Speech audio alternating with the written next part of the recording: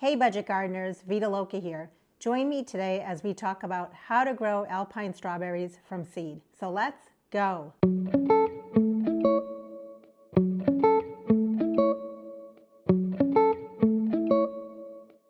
I live in New Hampshire. I garden in USDA Zone 5B. Based on my zip code, my average last frost date is around May 15th. Today is March 11th, and I'm about 9.5 weeks away from my average last frost date. Have you ever heard of alpine strawberries?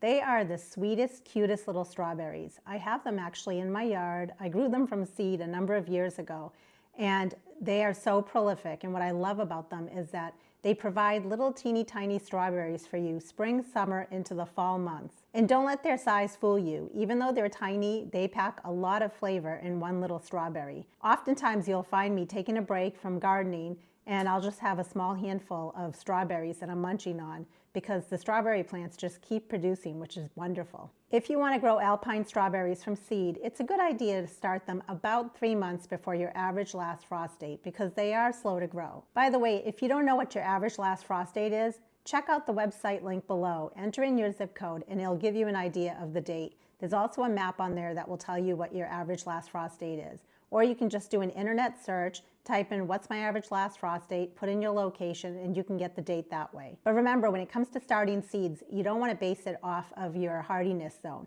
Hardiness zone just tells you which plants are hardy in the area that you live in, especially during those coldest months. When it comes to seed starting, you base it off of your average last frost date. You look at when you're supposed to start a seed and you count backwards from that date. The packet of seeds that I bought cost me, I believe, about $3 or $4. It didn't cost me that much at all. And it had a ton of seeds in there. Just imagine when you go out and you buy a strawberry plant, you probably paid $3 or $4 for one plant. Alpine strawberries are different than other kinds of strawberries in that it does not send off runners. Instead, in order to divide this plant, you would divide it like you would most other perennials in your yard. You divide it by splitting it at the basal part of it. The reason I even thought about starting strawberries from seed, even though I already have this kind of strawberry, is because one of my viewers asked me if I had a video that showed how to start strawberries from seed. I figured I might as well put this out there in case anyone else wants to start this plant from seed. Even though the packet did not say anything about cold stratifying the seeds, I did do an internet search, and based on what I found, it did say to cold stratify the seeds. So I went ahead and I did that. I took a piece of paper towel, I folded it in half. I scattered the seeds on one half of it. Then I covered the seeds with the other half. I spritzed it with a little bit of water, not too much because you don't want the seeds to rot, not too little because you don't want the seeds to be dry. And then I placed it in a resealable bag. Next, I seal my bag nice and tight. I put the seeds in the fridge on February 15th. I had originally planned to keep the seeds in my crisper drawer for 3 weeks. Well, I kept them in there for 10 days. So I removed the seeds from the fridge on February 25th. I then multi-sowed the seeds in a restaurant takeout container that was filled with pre-moistened seed starting mix that I made myself. I pressed the seeds in the seed starting mix. I did not cover the seeds because alpine strawberry seeds need light to germinate. I sprayed the seeds with a little bit of water. Then I covered them with a clear humidity dome. I placed the tray on a seedling heat mat. My seedling heat mat is on 24 hours a day. I also put my tray under my LED shop lights, which come on at 5 a.m., they go off at 9 p.m. So they're on for 16 hours a day. And the lights were just 2 to 3 inches above my tray. Now that 10 days have passed, this is what the alpine strawberry seedlings look like. There was great germination, and I have to say, the seedlings are awfully cute. When a majority of the seedlings had germinated, I went ahead and I removed the humidity dome. If I had left the humidity dome on there, it could actually kill the seedlings. It can create what's called damping off. The other thing I did when I saw very good germination was remove my tray off of the seedling heat mat. If I left my tray on there, it could cause the seedlings to become very leggy. The tray has continued to stay under my shop lights, which again are on 16 hours a day. I'm now at a point where I'm ready to prick out my seedlings and I'm going to be potting them up. And I'm going to be potting them up into 6 cell packs that are filled with pre-moistened potting mix that I make myself. You can use whatever potting mix that you like. I like to make my own, and it consists of parts. Parts are some sort of a container like a bowl. So it's 4 parts of peat moss, although you can use cocoa coir. And I like to buy my peat moss in bulk from a local garden center. And then I mix in 1 part of vermiculite, and I buy that in bulk off of Amazon. The reason I use vermiculite is it helps retain moisture. And then I add 1 part of perlite, and I also buy that in bulk from Amazon. The purpose for perlite is to help with good drainage. And then I sprinkle the top with garden lime, the powder form, not the pelletized form. And I only use garden lime because I'm using peat moss in my mix.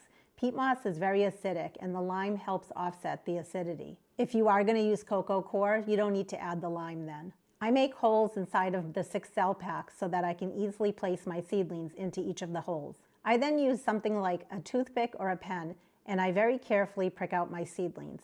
When it comes to pricking out seedlings, you always want to handle them by their leaves. You don't want to handle them by their stems. If you handle any seedling by its stem, it can break, and that would cause the seedling to die. And also, if you handle a seedling by its leaf and one leaf breaks, it's okay because the plant should recover with its other leaf that will help with photosynthesis. And then I very carefully put each seedling into the holes that I've created in my 6 cell pack, making sure that the root as well as a good part of the stem is below soil level and that the top part where the leaves are above soil level.